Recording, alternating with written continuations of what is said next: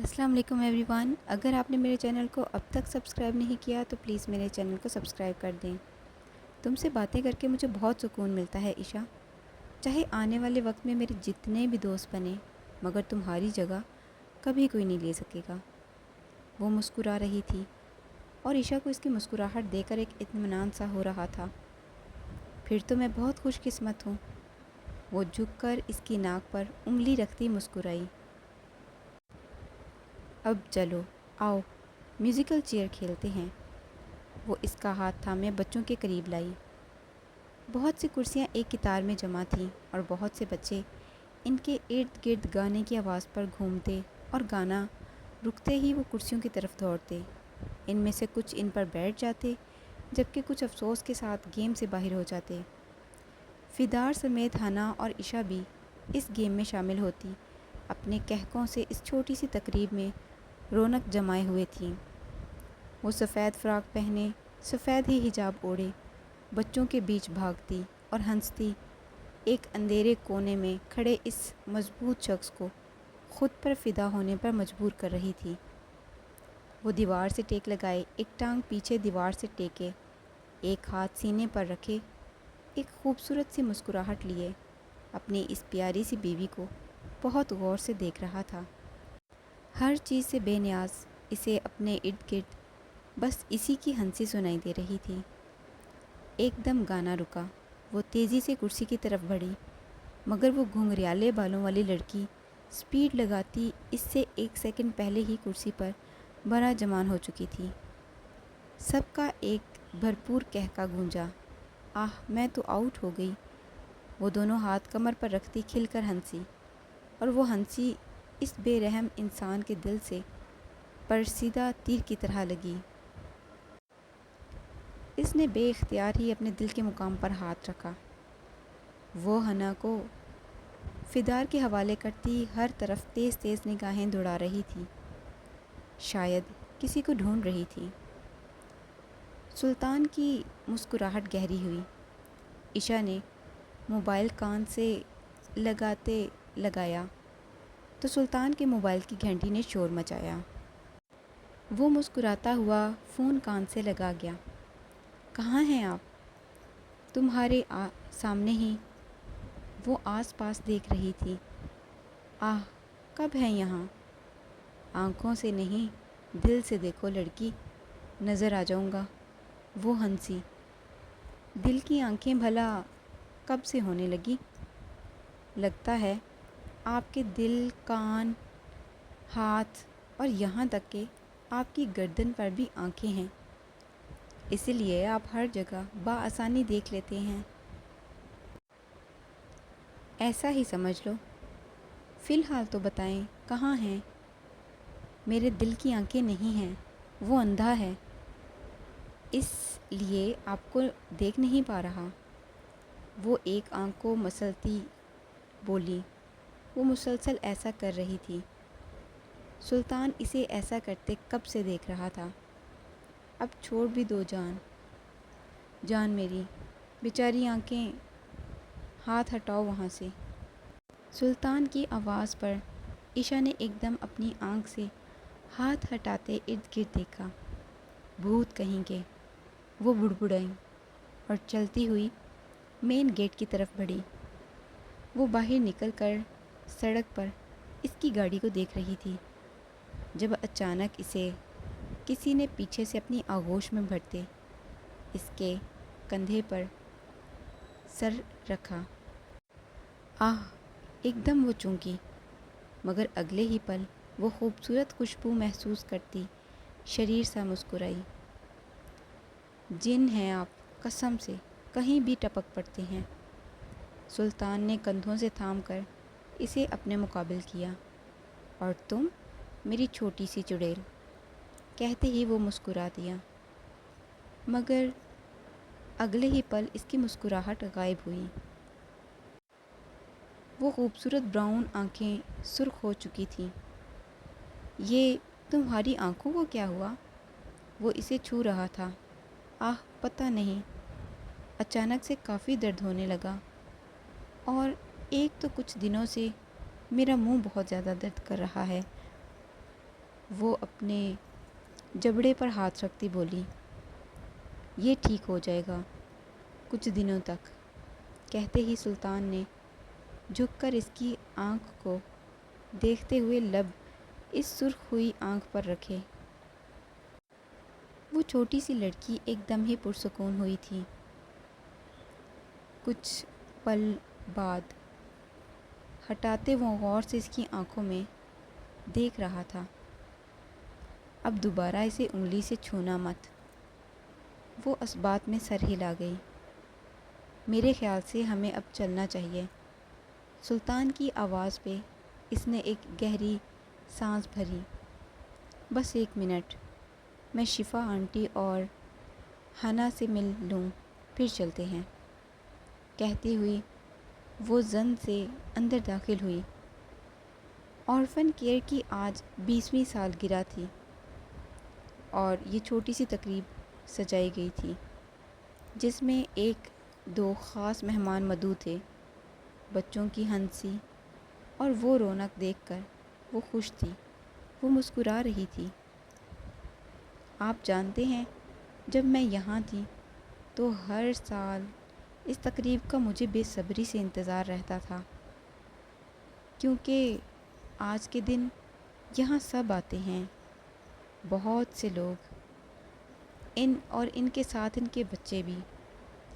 ایسے ہی ایک دن حنا بھی آئی تھی، تب آرفن کیئر کی 13ویں سالگرہ تھی، اور ہمارے یہاں کی ٹرسٹی وہ حنا کو یہاں لائی تھی۔ تب میں اس سے پہلی دفعہ ملی تھی۔ وہ بچی دن بدن میرے ساتھ اتنی اٹیچ ہو گئی تھی کہ میرا ایک پل بھی اس کے بغیر نہیں گزرتا تھا۔ اس کی وہ پیاری اور معصوم باتیں ہی میرا دل لگائے رکھتی تھی۔ وہ مسکرا رہی تھی، تمہاری طرح۔ وہ اس کی طرف بغور دیکھ رہا تھا۔ وہ خوبصورت بال کمر پر گرائے اس سے کچھ ہی فاصلے پر بیڈ پر آلتی پالتی مارے ہمیشہ کی طرح اپنی نان سٹاپ باتیں شروع کیے بیٹھی تھی۔ تم وہ چھوٹی سی بچی ہے اور میں، تم وہ بیڈ گراؤنڈ سے ٹیک لگائے، ایک بازو سر کے پیچھے رکھے اور دوسرے ہاتھ میں وہ چھوٹا سا ہاتھ تھامے اسے بغور دیکھ رہا تھا۔ سکون ہو تم، اس پاگل اور سر پھرے شخص کا سکون کا مطلب جانتی ہو نا؟ سلطان نے اس کے ہاتھ پر گرفت مضبوط کی تو اس پاگل سی لڑکی کی دھڑکنیں ایک دم ہی اتھل پتھل ہوئیں۔ اس وجیح چہرے کی شریر سی مسکراہٹ اسے گردن جھکانے پر مجبور کر گئی تھی۔ اس چہرے پر وہ مسکراہٹ ایک دم ہی غائب ہوئی اور ماتھے پر پڑی سلوٹوں کو وہ بغور دیکھتی متذبذب ہوئی۔ وہ ایک گہری سانس بھرتا اٹھ بیٹھا اور زور سے سینے پر ہاتھ رگڑنے لگا۔ اسے یوں ایک دم اس طرح دیکھ کر وہ کنکھیوں سے اسے دیکھ رہی تھی۔ کیا ہوا، آپ ٹھیک ہیں؟ سلطان نے گہری سانس بھرتے شرٹ کے اوپر والے 2 بٹن کھولتے اس کا ہاتھ تھام کر اپنے سینے پر رکھا۔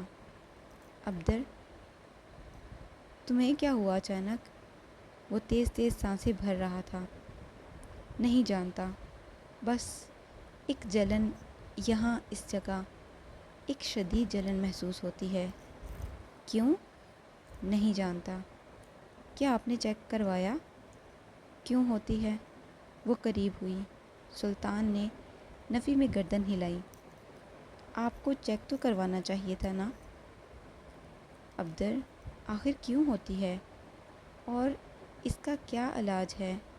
کوئی تو ہوگا نا؟ وہ ماتھے پر شکنیں لیے اسے دیکھ رہی تھی۔ تم، سلطان کے کہنے پر عشا نے سوالیہ نگاہ سے اسے دیکھا، تم ہو اس کا علاج، تمہارے چھونے سے سکون ملتا ہے۔ اس نے حیران ہو کر اسے دیکھا۔ بالکل ایسے ہی حیران میں بھی ہوا تھا، بہت زیادہ حیران۔ کیسے؟ کسی کے چھونے سے کیسے سکون مل سکتا ہے آخر؟ مگر یہ سچ ہے عشا، تم ہو میرے ہر درد کی دوا، میرا سکون، میرا مرہم۔ وہ اسے بازو سے کھینچ کر اپنے سینے میں چھپا گیا۔ وہ حیران بھی تھی، خوش بھی تھی۔ کچھ دیر وہ خاموشی سے اس کے گلے دل لگی پاگل دل کی دھڑکنیں سنتی، شریر سا مسکراتی ہوئی اس کی مضبوط اور محفوظ آغوش میں چھپی رہی۔ ابدر، جی میری پیاری بیوی، وہ اس کے سر کی پشت پر ہاتھ رکھے محبت سے بول رہا تھا۔ جانتے ہیں، محبت میں میرے رب نے شفا رکھی ہے۔ محبوب کا ایک لمس ہی کافی ہوتا ہے ہر درد کو دور کرنے کے لیے۔ ایک سکون، ایک شفا، ایک روح کو چھو جانے والی خوشی محسوس ہوتی ہے۔ وہ اپنے چھوٹے سے ہاتھ کو اس کے کشادہ سینے پر دھیرے دھیرے حرکت دے رہی تھی۔ بالکل ٹھیک کہا تم نے میری چھوٹی سی چڑیا۔ سلطان نے جھک کر اس کے سر پر بوسہ دیتے اپنا حصار اس کے گرد تنگ کیا۔ میرے پاس، میرے ساتھ، میرا سکون بن کر ہمیشہ رہنا۔ وہ اپنے سینے پر اس کے چھوٹے سے ہاتھ پر اپنی گرفت مضبوط کرتے آنکھیں موند گیا۔ وہ بڑا سا محل اس نیلی آنکھوں والی لڑکی کے لیے کسی قید سے کم نہیں تھا، جہاں وہ اپنے اکلوتے بھائی کے ساتھ بے شمار نوکروں کے حالے میں رہتی تھی۔ اسے وہاں سب میسر تھا، ہر ایک چیز سوائے آزادی کے۔ وہ بہت چھوٹی عمر میں ہی بس ایک حد تک محدود ہو کر رہ گئی تھی۔ باہر کی دنیا سے وہ بالکل ایسے ہی انجان تھی جیسے ایک نومولود بچے کے لیے ہوتی ہے۔ ایک گہری سانس بھرتی وہ اپنے بڑے سے گھر کی پچھلی سائٹ پر ڈھیر سارے پھولوں کے درمیان میں نصب جھولے پر بیٹھی ہاتھ میں کتاب تھامے پڑھنے میں مصروف تھی۔ بلیک کلر کے باب کٹ بال ہوا سے جھولتے کبھی اس کے چہرے پر آتے، کبھی لہرا کر واپس مڑ جاتے۔ وہ ہر چیز سے بے نیاز اپنی مطلوبہ چیز پڑھنے میں مصروف تھی۔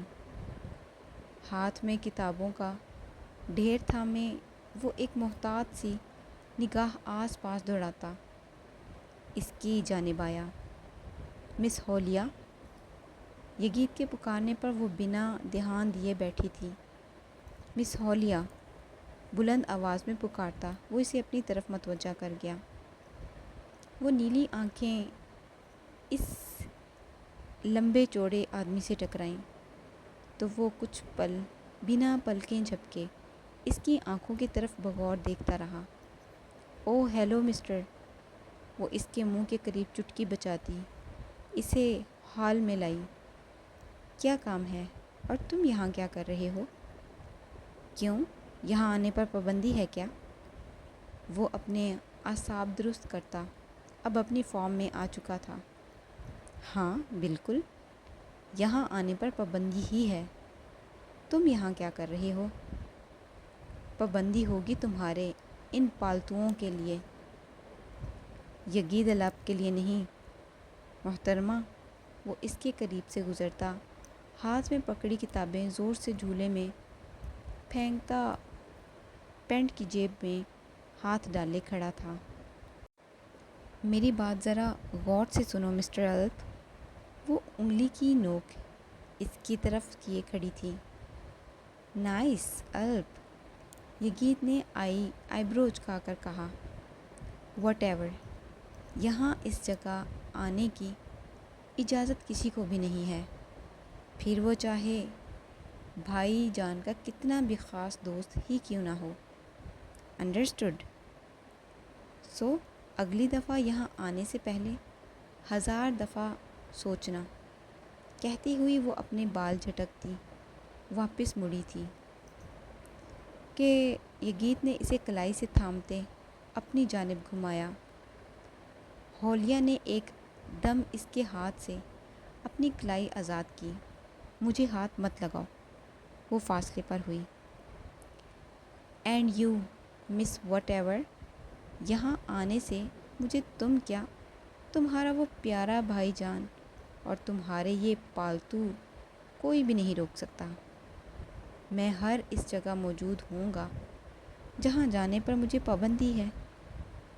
اس ہینڈسم چہرے کو غور سے دیکھ لو مس، کیونکہ اگلے 1 ماہ تک تمہیں میں ہر جگہ نظر آؤں گا، پھر چاہے تم چاہو یا نہ، میری یہ سندر صورت تمہیں حفظ ہونے والی ہے۔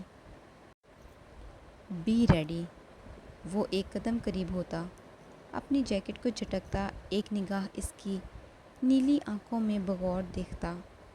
وہاں سے الٹے قدموں جا چکا تھا، جبکہ وہ غصے سے سرخ چہرہ لیے زور سے زمین پر پاؤں مارتی اپنی کتاب جھولے میں پھینک چکی تھی۔